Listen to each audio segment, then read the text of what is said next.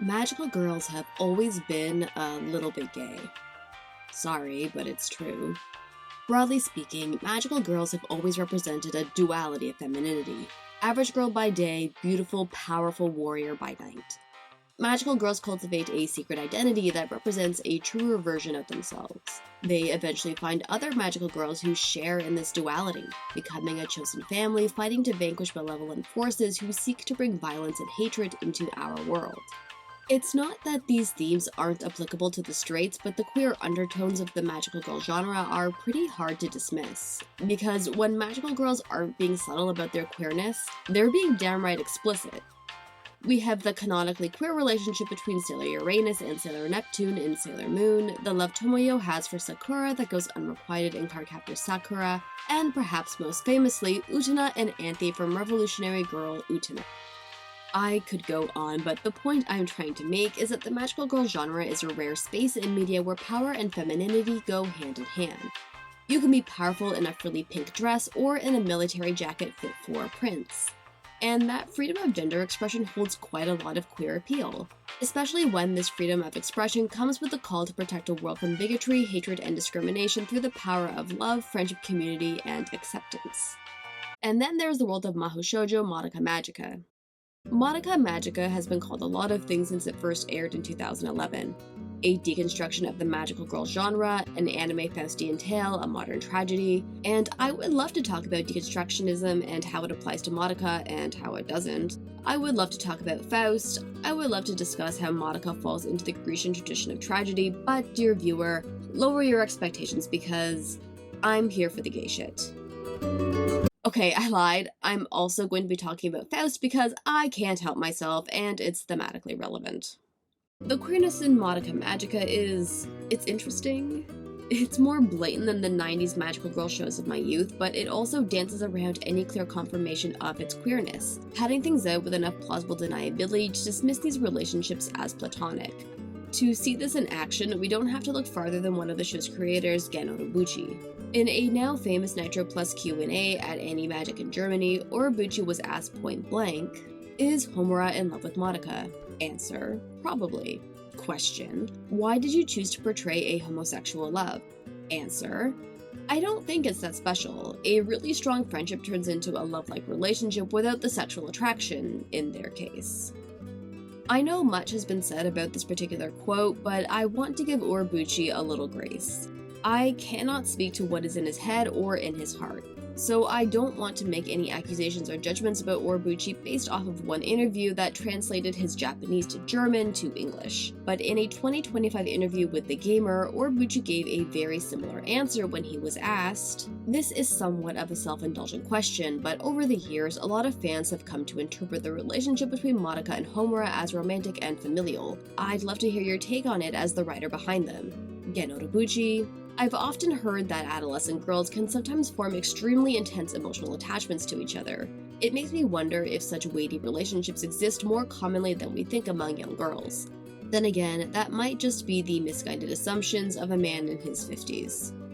I think this most recent quote by Urobuchi best captures where he stands on the queerness within his series. Madoka Magica wasn't created with the explicit intention of depicting love between two women, and that is all fine and well.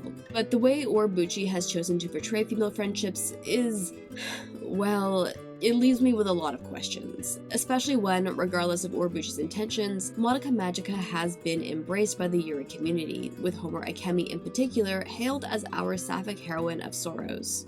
So I thought it would be beneficial to look at Madoka Magica through a Sapphic lens and examine why this series is so beloved among queer women despite the queerness being denounced by its creator.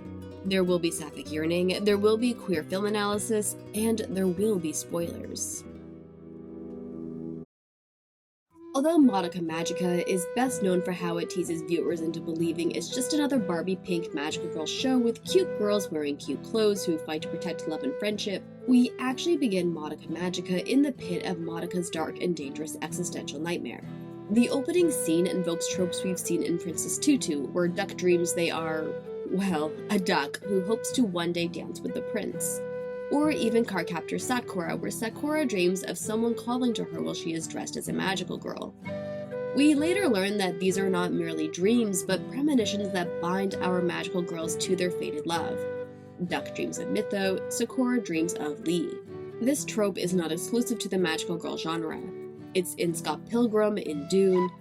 I was even reading Carmilla, a 1872 Gothic novella about lesbian vampires where the narrator, Lara, dreams of a nighttime visitor in her bedroom who is later revealed to be the titular Carmilla. The girl of my dreams trope, or to be more accommodating, the person of my dreams trope, has been a staple in storytelling for centuries. It invokes a destiny to the romance in question, an inevitability to the romantic connection that supersedes time, space, and even reality, particularly since dreams have always held an air of mystery, as they are images, emotions, memories, abstract thoughts within our subconscious that manifest when we are at our most vulnerable, during sleep. So, seeing your fated lover in a dream is literally manifesting what you desire. Madoka Magica is very much playing with this trope. The show even says it outright. ゆうべあの子と夢の中で会ったような。ああ、もう決まりだ。それ前世の因果だわ。あんたたち時空を超えて巡り合った運命の仲間なんだわ。And it is within this dream that Madoka is seduced by a tantalizing offer. She can save this girl she's never met but is inexplicably drawn toward. She can change this entire doomsday destiny if she wants to. All she has to do is make a contract with an adorable cat-like creature and become a magical girl. And what an enticing opportunity to save the literal girl of your dreams, to save the world and become an all-powerful being. Of course, it is later revealed that this scene is actually the remnants of a memory Madoka has of Homura fighting Walpurgisnacht from an alternative timeline masquerading as a dream. But I think the logic of this trope still stands. The connection Madoka and Homura have is so strong, so deep that their feelings transcend the logic of time and space. Although Madoka shouldn't remember Homura or this alternative timeline, she does. Madoka wakes up and we see the world in which they inhabit. Madoka lives a pretty standard life, with a few exceptions. Her mother is the breadwinner in the family, working a high-power corporate job while her father stays at home growing tomatoes and looking after the kiddos. Both Madoka's mother and father seem genuinely happy with this arrangement and thrive in this non-traditional dynamic. どう思うかは人それぞれだろうけど、僕はね、ママのそういうところが大好きだ。尊敬できるし、自慢できる。素晴らしい人だってね。My point in bringing this up is that it furthers the feminist themes of the series. This is a world where house husbands are happy and women can really have it all. A great job, an adoring partner, kids, and a hot bod. This truly is a world that is worth protecting. A world where lighthearted music plays as our adorable protagonist shoves a piece of milquetoast in her mouth and rushes out the door to school. A world that is bright and beautiful, though it has a few architectural abnormalities, which I think is fair to write off as artistic license. But in my twisted headcanon, I kinda like to believe that since Homura has been time traveling, the reality of Mitakihara has started to warp. Thus why certain rooms and buildings seem more built as symbolism than practical function. But maybe I'm giving Oribuchi too much credit. Madoka meets up with her friends Sayaka and Hitomi. Hitomi is pretty, poised, and refined, while Sayaka seems more on Madoka's level. Hitomi wants to talk about boys, while Sayaka teases Madoka about making her gay, inspiring Hitomi to clear her throat uncomfortably, as if to tell her two friends that their behavior is inappropriate.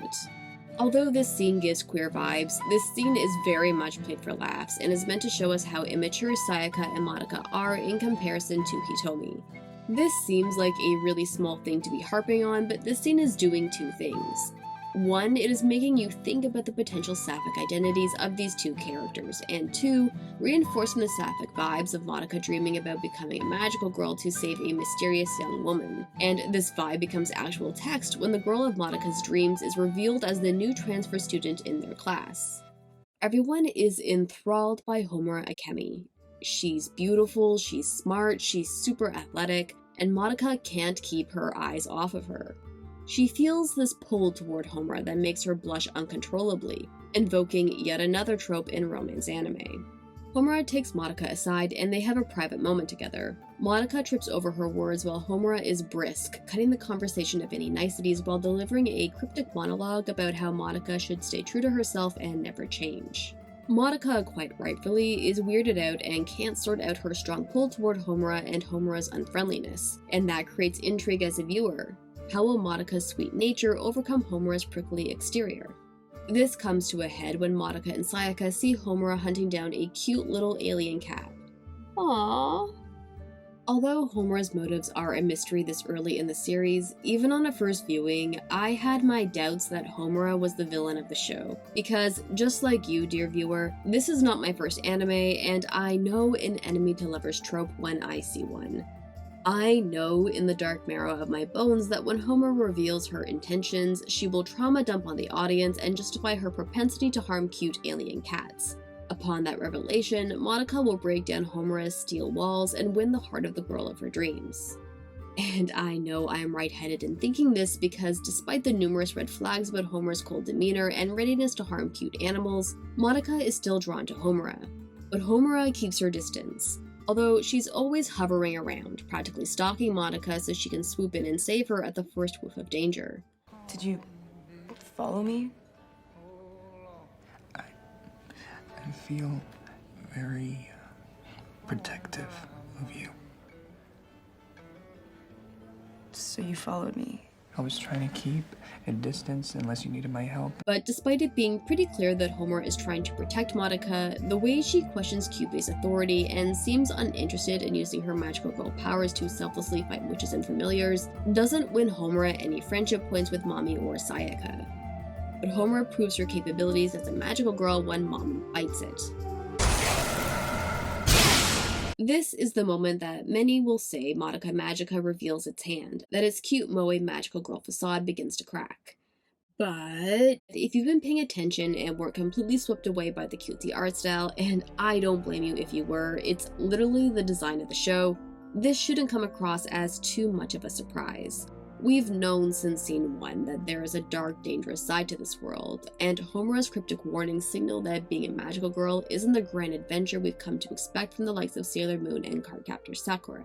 But rather than this scene simply being a I told you so moment for Homura, we come to understand one of the reasons why Homura is trying to protect Madoka from the fate of a magical girl. She doesn't want Madoka to die. The I want to protect trope is well established in anime, and the reason for a character wanting to protect this particular person is tied to their romantic feelings. Typically, our protagonist is fighting against the forces of evil, and because they are not totally depraved, they will of course protect the weak and needy on their personal journeys. However, there is that one person who they are willing to sacrifice themselves for if it means keeping them alive and well. They fight a little bit differently. They may even lose their cool in the heat of battle if they sense this person is in danger. For an extreme example, let's look at Guts from Berserk. Guts is a character who, at least very early on in the series, is characterized by their prowess in battle. But Guts is only fighting to survive, and although these battles are mega hype, Guts feels a lack of passion in his art of war and begins to question what it is he's fighting for, what it is he's willing to die for. And, very minor spoilers, Guts ultimately finds his answer in Casca. Casca is the person Guts will risk it all for. He fights differently when it means keeping Casca out of harm's way. There are no limits, nothing Guts won't do to protect Casca. In short, Guts is a merc through and through, and swinging his sword is his love language.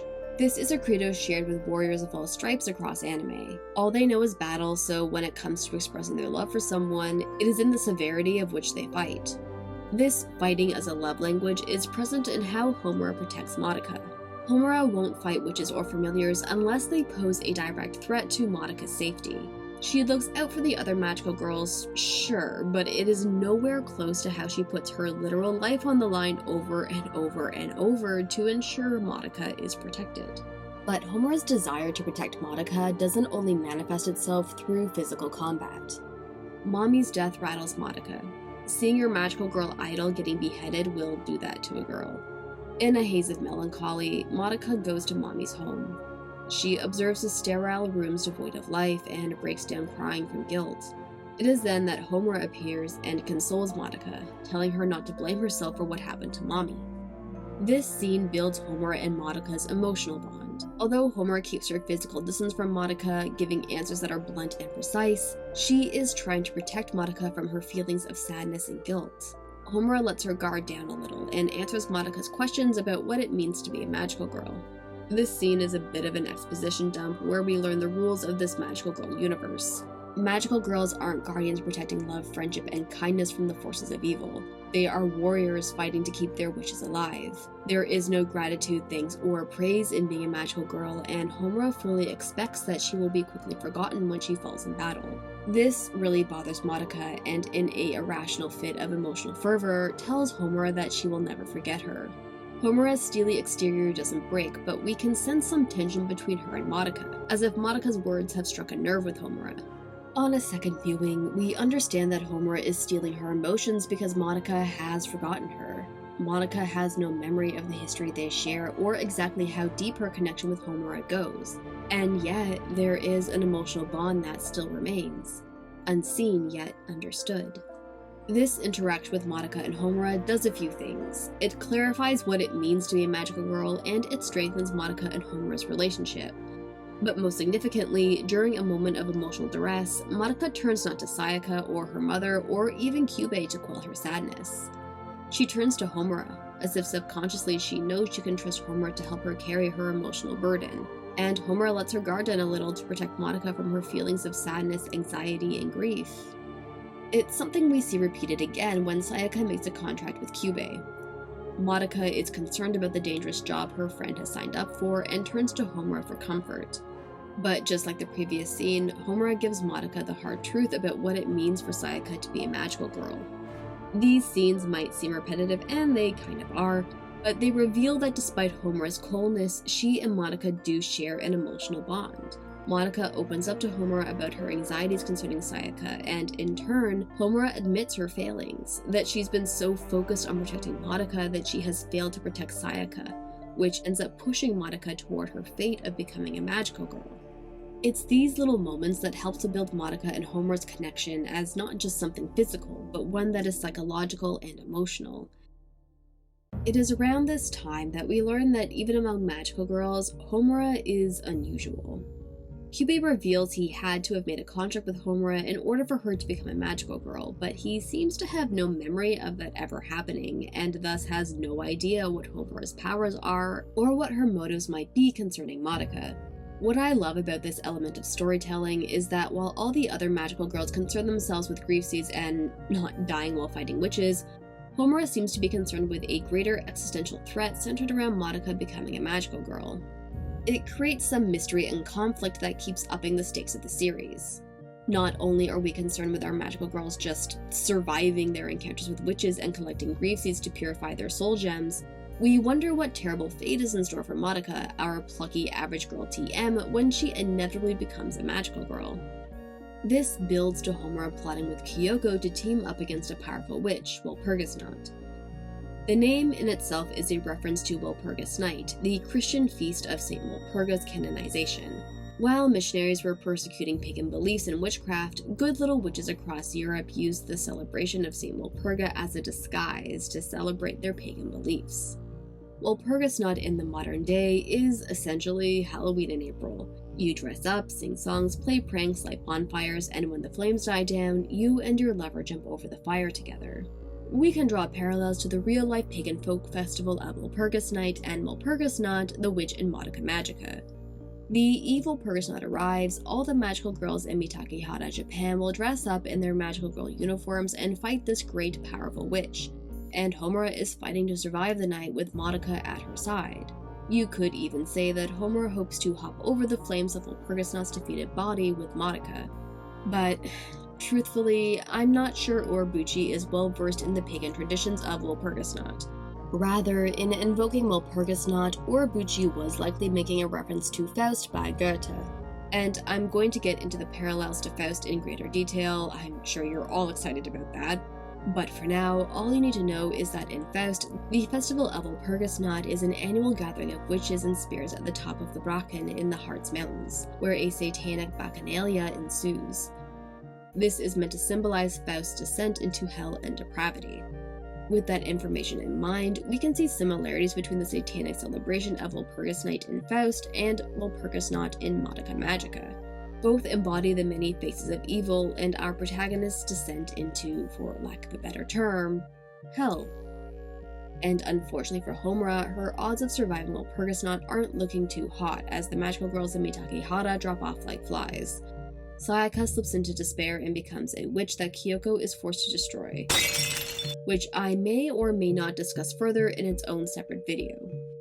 So Homura is left to fight Walpurgisnacht all by her lonesome, all to the delight of Kyubei, who knows Walpurgisnacht is far too powerful a witch for Homura to fight on her own, meaning Madoka will have to become a magical girl to vanquish this looming threat. This, in theory, sounds like no big whoop. If Madoka becomes a magical girl, she will be powerful enough to dispatch Walpurgisnacht in one blow, save the city, hurrah! But, as Homura knows and as Kyubei reveals, if Madoka becomes a magical girl, she will eventually become a powerful witch that will destroy the entire planet. It is at this point in the series that we take a break from the central story and explore Homura's true intentions. It shouldn't be a total surprise that Homura is a time traveler. I mean, Kyubei tells us this directly in episode 8.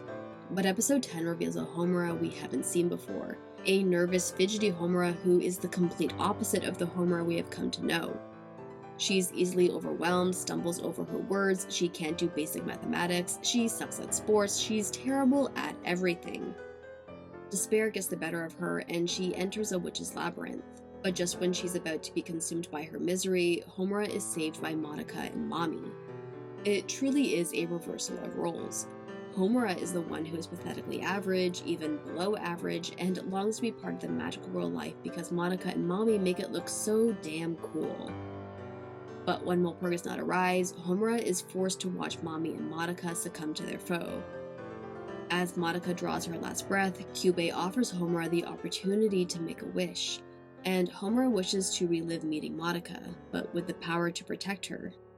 And so a contract is made, and Homura goes back in time. She meets Madoka, but her skills as a magical girl are woefully not up to snuff. Despite her efforts to improve, to be useful, despite her bond with Mami and Madoka growing stronger, Homura fails to protect Madoka and sees her transform into a witch. We come to understand that all of Homura's knowledge, all of her strength, everything about her is born out of her failure to save Madoka. So she goes back in time again and again, following the same events over and over, armed with more knowledge and the hope she can change the course of Madoka's fate. She tries telling her magical girl comrades the truth about Kyubei. She tries going back in time before Madoka becomes a magical girl and dispatches Kyubei from ever making a contract with Madoka. But no matter what Homura does, it always ends in death. As Homura lays in the ruins of Walpurgisnacht with Madoka at her side, she is finally ready to embrace death. She's accepted her time as a magical girl has come and gone. All she can do is become a witch who will rip and tear apart a world that doesn't love her. But as despair closes in on her, Madoka uses her last grief seed on Homura. In this moment, Homura's wish becomes Madoka's wish. Madoka wishes for Homura to go back in time again to save her from ever becoming a witch. So that's what Homura does. Again and again, she tries to change fate. She tries to save Madoka, but ends up finding new ways to experience death and despair. We don't know how many times Homura has time jumped. Urabuchi estimates it's around 100, but the Homura we have seen in this timeline has steeled all her emotions and vowed to defeat every witch, every foe on her own. All of this is set to the track Magia by Calafina, whose lyrics depict a narrator who hopes their love will transcend time, a not-so-subtle nod to Homura's plight with Madoka.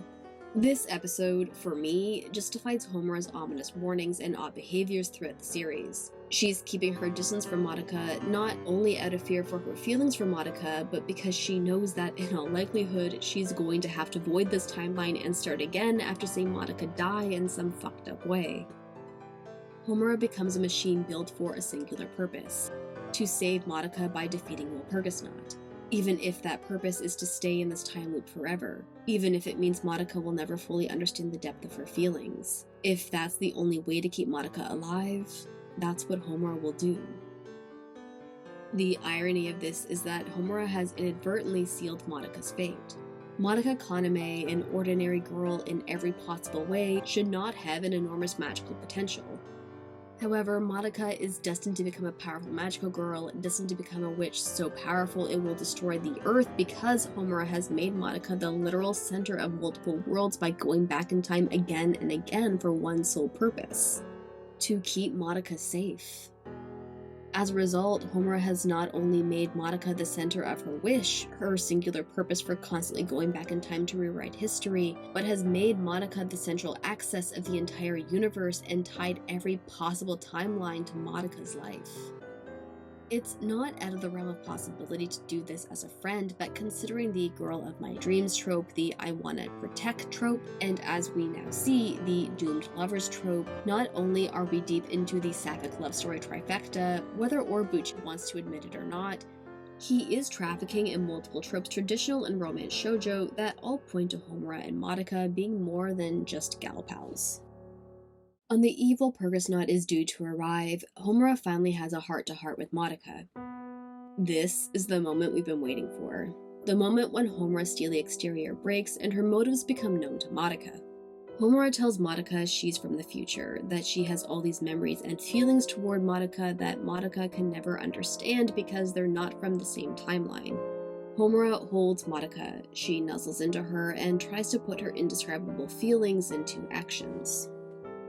I do not want to dismiss a platonic reading of this scene out of hand. If you connect to a platonic interpretation of this scene, I'm not here to say that you're wrong or that interpretation isn't valid. But if you have ever fallen hopelessly in love with your best friend and you know they will never feel the same way about you because you're queer and they are not, this scene feels like that. Madoka has only known Homura for a month, but to Homura, Madoka is literally her everything. The way Homura reveals her true intentions, her trauma, how all of this centers around her feelings for Madoka, how Homura just wants to protect Madoka, all of this is setting up for a love confession. But we don't fully get there. An explicit love confession is withheld from us, but there is an undeniable weight to this scene that feels more in line with a love confession than a friend who is about to head off into battle. Homura sets out to slay Walpurgisnacht. She puts up her best fight, but she is, unfortunately, overpowered. Just when she is about to be overcome with despair, just when she is ready to void this timeline and try again, Madoka is ready to make her wish and become a magical girl. Homura-chan, ごめんね. And her wish is pretty smart. She wishes every wish was erased before they were ever born. Every wish from the past, present, and future. Madoka's wish means more than simply tampering with time, but to obliterate the cause and effect logic of the universe. Her wish is nonetheless granted, and Madoka becomes a sort of goddess. Her role is to purify the souls of magical girls before they enter the afterlife. And for her to do that, to exist in the past, present, and future all at once, Madoka Kaname, as Homura knows her, no longer exists. Madoka is erased. She is no longer a person, but an abstract concept. She holds no physical form, she will not be remembered. And although this is what Madoka wished for, although it gives her the purpose she's always wanted, Homura is left totally distraught and fears that Madoka will come to regret her wish. But Madoka promises that won't ever happen because now she can see everything Homura has done for her in every universe, in every timeline. And she can finally understand how good of a friend Homura was to her. Yeah.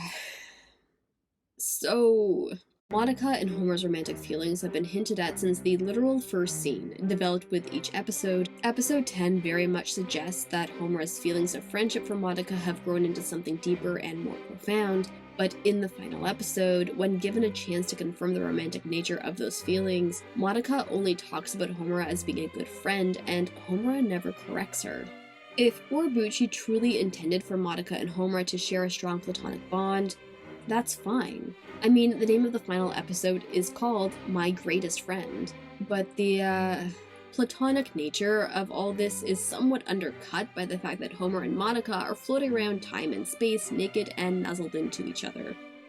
So, I gotta ask, Orobuchi, doll, do you genuinely think this is what female friendships look like?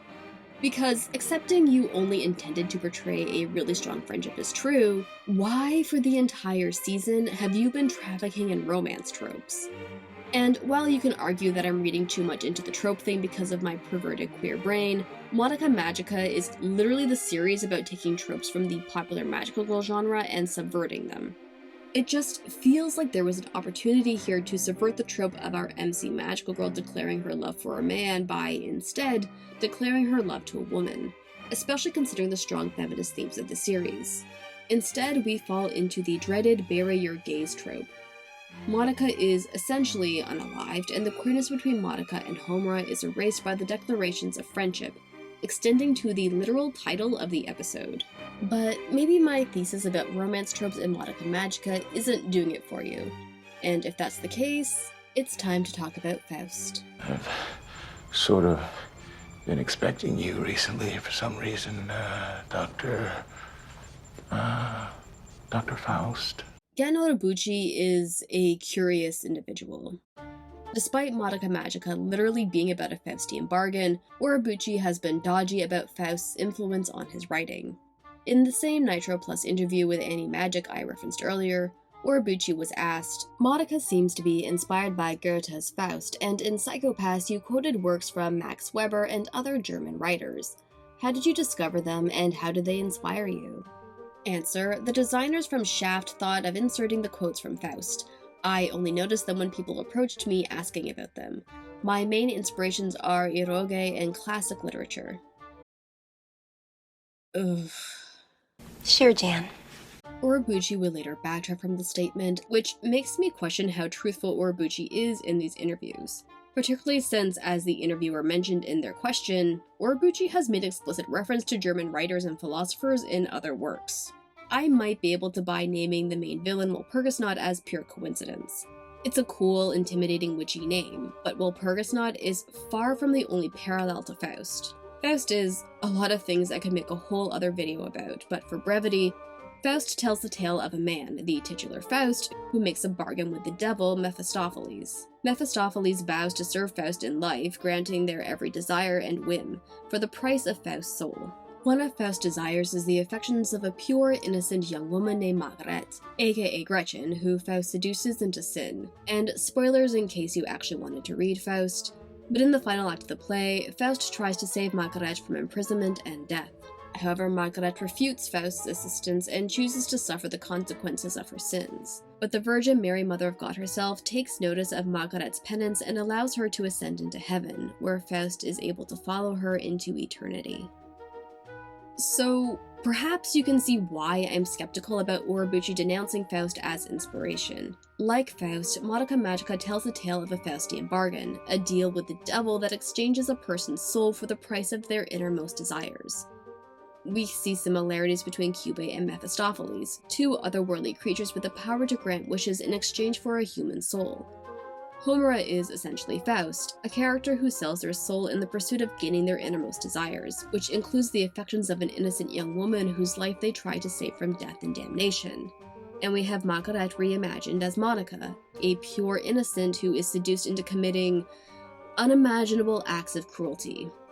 Much like Margaret, Madoka longs for her lost innocence after they've committed horrific acts of violence. However, it is when Madoka accepts her fate as a magical girl that the gods of entropy allow her to ascend to the heavens as a goddess who will ferry the souls of every magical girl into, essentially, heaven. Do you not see how frustrating it is to be looking at Madoka Magica through a queer lens? Like, there is this really interesting queer reimagining of Faust through the lens of the magical girl genre, but that queerness is undermined by its own creator. We even see this path toward an eternity with Madoka manifest for Homura in the final scenes of the series because, despite erasing herself from existence, Homura still remembers Madoka and clings to Madoka's red hair ribbon, and there might be a symbolic reason for that. The Red String of Fate is a tale in Chinese and East Asian traditions. The belief is that we have a red string bound to us that connects us to our fated lover. While there are a few interpretations of this tale that encompass platonic love, the Red String of Fate is predominantly associated with romantic love. Since Madoka's mother puts these ribbons in Madoka's hair to attract secret admirers, and Madoka gives Homura these ribbons as reassurance that she will remember her in this strange new world, I think it's fair to interpret these ribbons as the red string of fate that connect Homura and Madoka's love through time and space. Because although Madoka's little brother and her mother seem to have some lingering memory of her, it's only Homura, the one person who truly knew and loved Madoka, who is able to piece together the truth about this new reality. Mitakihara looks like a normal city, but all is not sunshine and rainbows.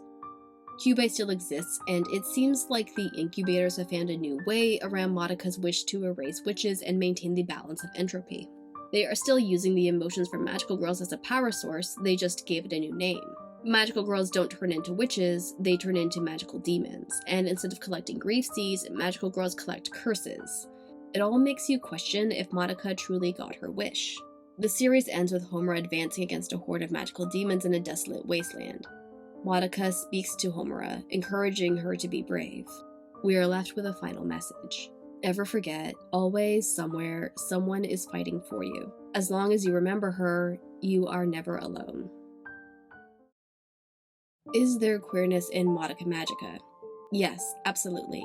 But I hesitate to call the queerness in Madoka Magica good queer representation. And when I say good queer representation, I don't mean good as in queer characters are portrayed as morally superior. You can have good queer representation even if your queer characters are totally toxic and make bad choices. When I say good queer representation, I'm talking about whether or not the creators endeavor to represent queerness as complex and devoid of harmful stereotypes. And while Homura Akemi is absolutely a complex character, and much of the series works to subvert stereotypes found within the magical girl genre, the queerness within Madoka Magica is, unfortunately, not given that same level of complexity. I don't like to get into the habit of calling a piece of media queerbaiting. We all interpret the laws of queerbaiting differently, and what I might find queerbaity might be meaningful representation to someone else. But what makes me feel queasy about the queerness of Madoka Magica isn't just the lack of explicit confirmation, it's the attitude toward queerness. Queer feelings between two women within the series is often played for laughs, like it's something childish, immature, or silly. Or when it is built up to be something meaningful, like the feelings Homura has for Madoka. When there is a yearning that has triumphed space and time, those feelings are written off as a strong friendship as the camera lingers on their entwined nude bodies. And it doesn't matter if there are romantic feelings anyway, because it's not like they can be together. Madoka has essentially unalived herself and become a goddess, which unfortunately falls into a harmful bury your gaze trope. And again, I understand Madoka Magica is not intended to be a queer story. Orobuchi has made that very clear, but I find his comments kinda sorta gaslighty. Because contrary to Orobuchi's intentions, we are presented with the possibility of queerness through text, through actions, through symbolism, through well-established anime tropes. Yet, despite Madoka Magica's queer representation being frustrating, despite the creator no homoing their characters, despite the series perpetuating a lot of negative stereotypes about queerness, Homura Akemi has been claimed by the Yuri community. Good for her. And genuinely, I think this is something we should celebrate. I feel too often we turn to writers or creators as the word of God, making their explanations the correct way to interpret that media. But I think there's a line between respecting the author's intentions and treating authorial intent as the purest interpretation of that work. Because what we've seen in recent years is that writers and creators aren't gods. They are deeply, deeply flawed people. And just because they created their work with a particular point of view, it can in no way encompass the perspectives others can and will bring into their experience of that media. Writers are often the worst judges of their work, because when you're that close to something, often your own biases and beliefs can blind you from what you've actually created. Others may pick up on things you've never intended, but are nonetheless there in the work. In the case of Madoka Magica, I can say with certainty that Orobuchi hasn't put too much thought into his queer representation. He is, after all, by his own admission, a man in his 50s, so writing about the experiences of teenage girls is perhaps above his pay grade. But make no mistake, Homura Akemi is a queer character. A queer reading is so clear that a whole community has recognized and embraced Homura's struggle, defied the words of its creator, and liberated Homura from the fate of being locked in the queer-coded closet. There is a queer reading of Homura Akemi in the tropes, the symbolism, her words, her actions throughout the series, and by interpreting Madoka Magica as a retelling of Faust.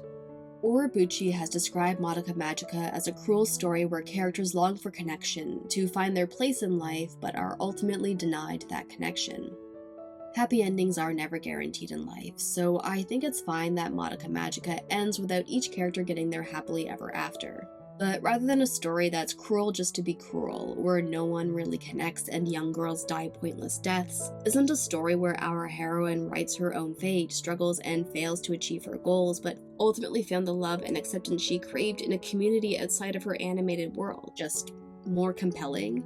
Goethe certainly thought so, which was why he changed the ending Christopher Marlowe famously wrote for Dr. Faustus, where Faustus is dragged into hell, into a story about the triumph of the human spirit as Faust ascends into heaven. And we get that bittersweet triumph with a queer reading of Madoka Magica, because Homura Akemi, our heroine of Sapphic sorrows, truly is a magical girl. だって魔法少女はさ、夢と希望を叶えるんだから。 And I think that's what makes Homura Akemi so queer. She represents hope. Hope that even if you don't end up with the girl of your dreams, there is always someone, somewhere fighting for you.